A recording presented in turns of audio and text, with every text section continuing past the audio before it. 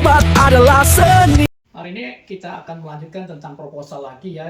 Kemarin sudah ngomong nomor 1 jenis penelitian, nomor 2 waktu penelitian dan tempat penelitian, yang ketiga adalah populasi dan sampel, yang keempat adalah kita ngomong tentang besar sampel ya, besar sampel. Jadi kemarin sudah dijelaskan bahwa penelitian itu ada dua, deskriptif dan analitik ya. Jadi ada deskriptif dan analitik. Deskriptif dan analitik ya. Nah, yang saya akan jelaskan yang di sini saja dulu ya, yang deskriptif. Yang kebanyakan pakai rumus sampel, cuman ada 3 ya. Kemarin kita sudah ngomong yang deskriptif ada 7. Yang punya rumus sampel biasanya cuma case series atau serial kasus. Kemudian adalah uji diagnostik. Dan terakhir adalah survei ya. Survei. Memang yang 4 lainnya itu biasanya berdasarkan total sampling. Yang keempat lainnya bisa Anda lihat di YouTube saya sebelumnya, case report, ya case report, DDD, kemudian draft utilization study. Yang ini rumus tersendiri ya, rumus tersendiri. Yang terakhir adalah secular trend analysis.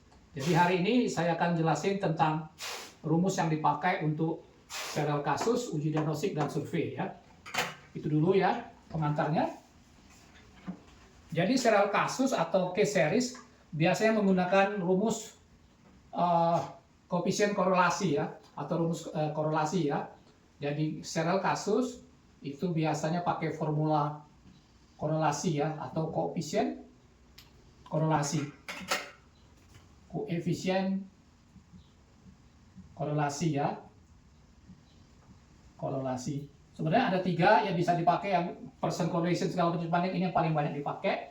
Jadi nanti formulanya adalah N sama dengan ya, N sama dengan nanti dipakai ya, Z alpha plus Z beta ya, dibagi log in ya, log in 0,5 dikali 1 plus R dibagi 1 minus R ya, ini kuadrat ya, login ya.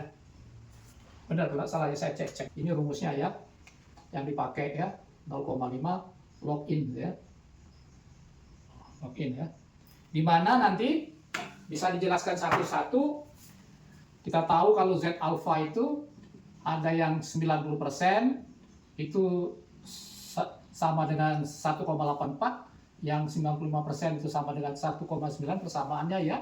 Yang 99% sama dengan 2, ya, 2,34 gitu ya. Kalau beta yang cuma 2 gitu ya, yang 80% itu sama dengan 1,24, yang 90% 8, sorry. Terbalik ya, hampir sama dan situ lebih kecil dari alfa. Yang 0,84 di sini 1,28 ya. Jadi kita tinggal masukin. Yang R ini yang koefisien korelasi dari penelitian sebelumnya ya. R itu adalah koefisien korelasi dari penelitian sebelumnya ya. Dari penelitian sebelumnya gitu ya. Jadi kita mesti tahu dulu ya, sehingga kita dapatlah berapa N-nya. Itu dulu ya untuk serial kasus ya. Walaupun di buku-buku, terutama untuk uji klinik, serial kasus juga pada fase 2 disebut serial kasus interventional case, interventional kasus ya, yang dibatasi sekitar 30 maksimal 80 jumlah sampel ya. Boleh juga pakai buku itu ya. Jadi ada beberapa buku, terutama misalnya Koroders itu dalam bukunya apa? Development Pharmacology itu mematok 30 sampai 80 gitu ya. Kalau FDA bisa 30 sampai 100 jumlah sampel. Tapi kalau kita pengen penggunaan formula, yang kita pakai adalah koefisien korelasi ini ya. Jadi berapa N-nya nanti. Nah, yang kedua adalah uji diagnostik ya. Yang kedua yang paling banyak memakai uji diagnostik ya. Nah, uji diagnostik ini bisa menggunakan rumus formula Lenso yang banyak dikenal ya, atau satu proporsi ya, Lenso ya.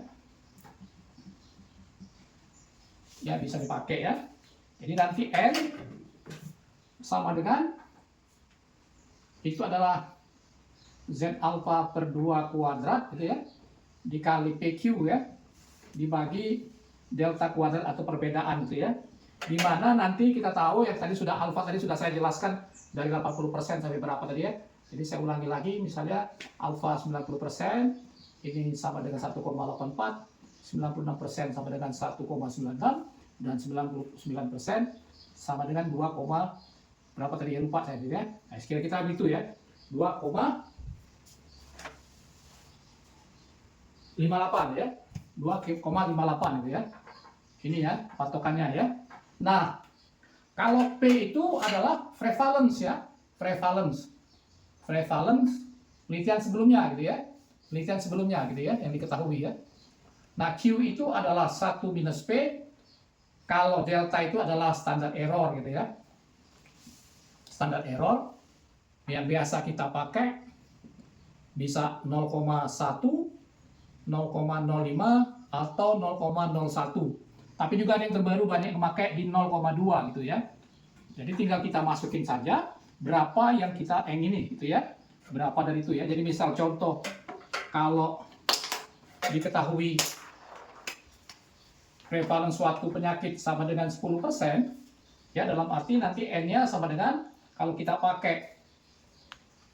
pakai nanti alfanya 95% di sini ya, 1,96 ya. Jadi misalnya 10% kita pakai yang 95% di 1,96, jadi 1,96 kuadrat ya dikali 0,1 ya. Q ini adalah 1 minus P ya, sudah dijelaskan tadi ya. Jadi 0,9. Oke, misalnya kita pakai perbedaannya ini sesuai standar error, kita pakai lagi misalnya 0,05 gitu ya. 0,05.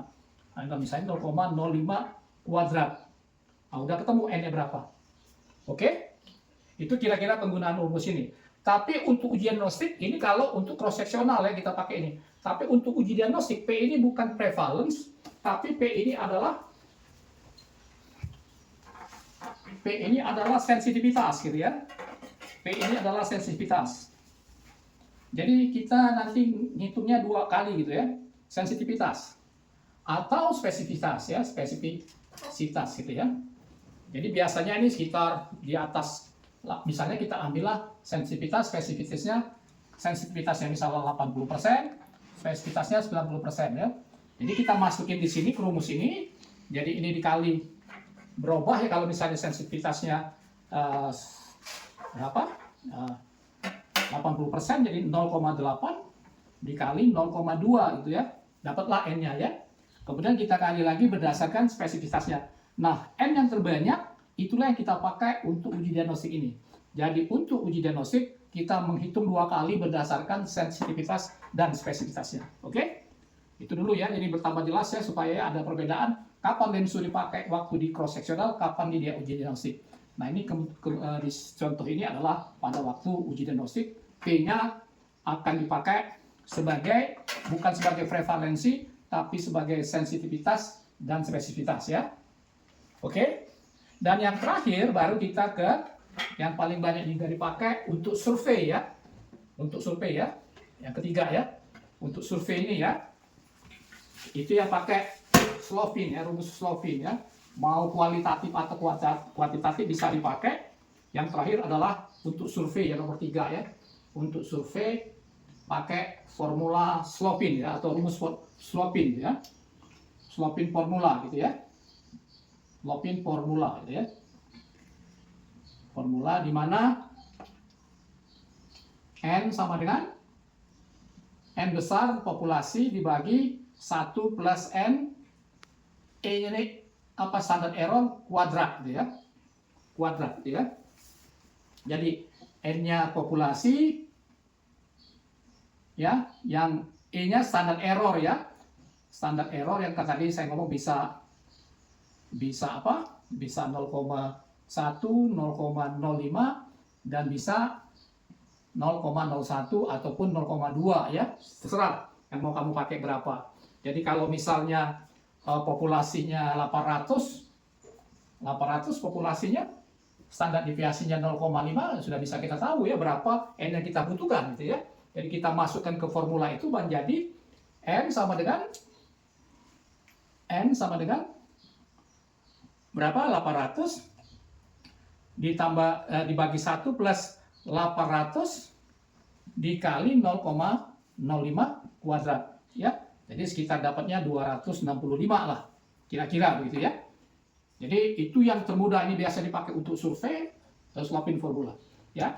Jadi terima kasih. Jadi mudah-mudahan bisa membantu para mahasiswa atau sejawat sekalian yang lagi masih sekolah atau masih kuliah ya, baik di SP1, SP2 ya. Terima kasih telah nonton. Silakan subscribe, like, and share.